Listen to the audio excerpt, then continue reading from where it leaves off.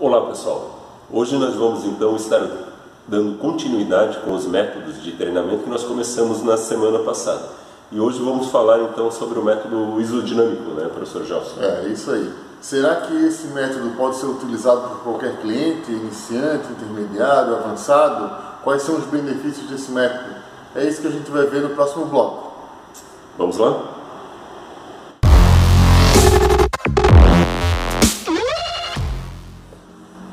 Então, professor Júnior, o que caracteriza esse método isodinâmico?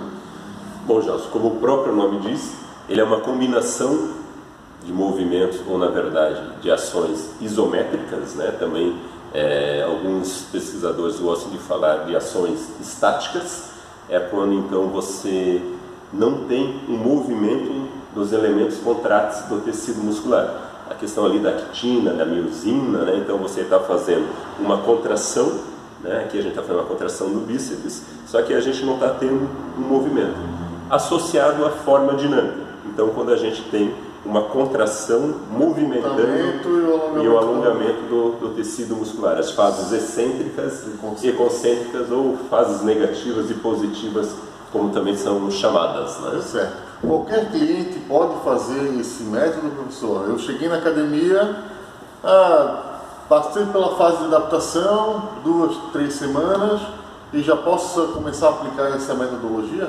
É um método que não é interessante para os alunos iniciantes, né, Gelson? Mesmo aqueles que passaram pela adaptação, porque, como nós já falamos em vídeos anteriores, se divide os alunos, digamos assim, em 3 fatores, em 3 estágios, categorias, né? Iniciante, intermediário, avançado.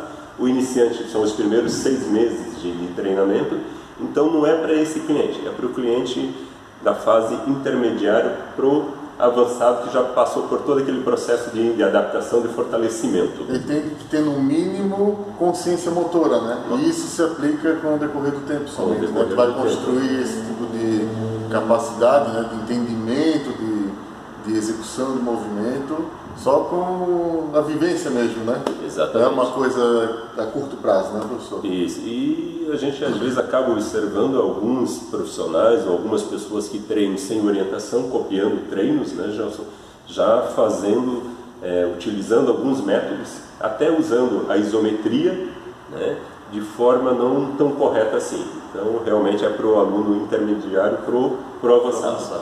Exatamente. Quanto tempo dura esse método? Eu posso trabalhar ele? Tudo vai depender da periodização que o seu professor, que o profissional está querendo que seja feita, né, Gelson? Em termos assim agudas da execução do movimento, a literatura fala em você manter essa contração isométrica entre 15 a 20 segundos, né? Acabou esse tempo de 15 a 20 segundos, imediatamente você começa a executar o movimento realmente com a fase concêntrica e excêntrica.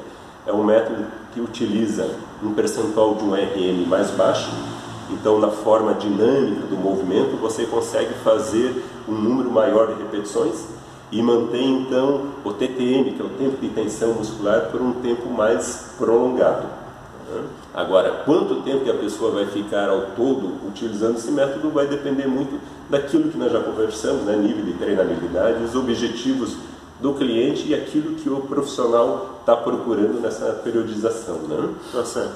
Então, professor, sobre essa metodologia seria mais ou menos isso? Isso. Nós podemos de repente comentar alguma coisinha sobre o que se espera em termos fisiológicos, né, Gelson? Certo. Então, podem? Quais são as repercussões fisiológicas? Elas são parecidas até com o método anterior que nós comentamos na semana passada com o drop set. Então, quando o indivíduo está ali nessa contração isométrica, a gente tem uma isquemia, que é uma diminuição de fluxo sanguíneo, ou seja, está chegando menos sangue no tecido muscular, e uma hipóxia, que é a diminuição de oxigênio nesse tecido muscular, né, nessa musculatura que está sendo treinada.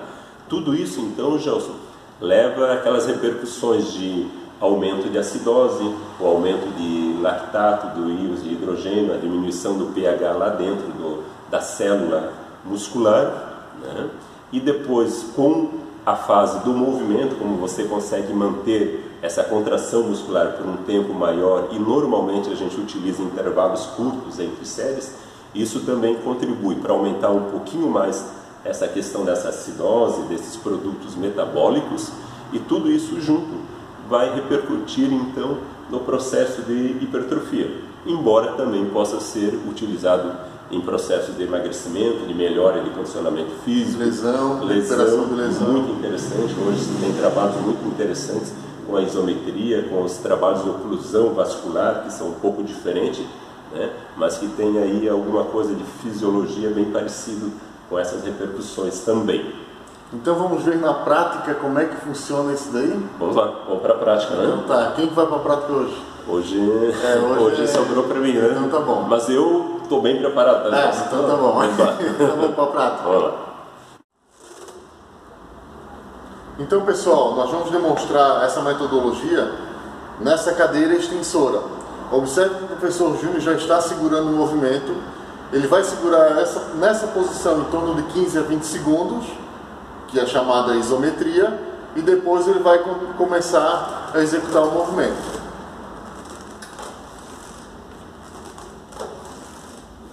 Ao final desse exercício, ele vai dar um intervalo em torno de 35, 45 segundos, dependendo do nível de condicionamento físico do cliente naquele momento, né? Ok, professor. E aí, professor, o que você sentiu ao executar esse exercício? É fácil, é complicado, é difícil? Qual a tua sensação em executar esse exercício? Como nós falamos, né, José, no bloco anterior, ele dá realmente aquela sensação de queimação, de ardência, né, por aqueles motivos que nós comentamos, né, da diminuição de oxigênio, de fluxo de sangue, né, é uma repercussão assim diferente de quando você executa a cadeira extensora já com o movimento desde o início, né. Fica mais difícil realmente, né, você precisa de um nível de condicionamento melhor, porque tu tô até um pouquinho meio ofegante aqui. Por exemplo, é uma quilagem que a gente utiliza mais baixa do que o normal, né? Até porque para poder sustentar por 15 a 20 segundos, né, nessa contração isométrica, e para que depois você consiga fazer o movimento. Tem continuidade, né? É o exercício. Realmente é difícil. E quantas repetições, professor, é indicado fazer depois dessa isometria? Tem algum número específico? O que a literatura sugere é um método para você utilizar até a falha muscular ou muito próximo até a falha, né, para que você realmente consiga então ter aquelas repercussões fisiológicas ali de um aumento ainda mais acentuado da acidose, do acúmulo de metabólicos, né? Então você deve chegar, se não chegar à falha muscular concêntrica, né, José, porque nem todo mundo vai conseguir, mas pelo menos chegar próximo dela. E realmente é um método que exige bastante, né? Então não é para o aluno iniciante, não é para qualquer pessoa, né, Gelson? Tá certo. E algum desconforto? Mas essa questão realmente da ardência, né? Você realmente sente essa ardência, basicamente é isso. Ok. Então, pessoal, fechamos aqui mais uma metodologia. Espero que vocês tenham gostado. Professor, tem mais alguma consideração? Não, basicamente isso. Basicamente é isso.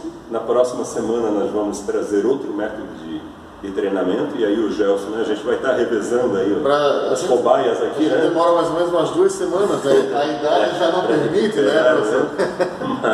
Mas vamos que vamos, né, Gelson? Então tá bom. Então a gente aguarda você na próxima semana com um novo método. Grande abraço e até lá. Valeu.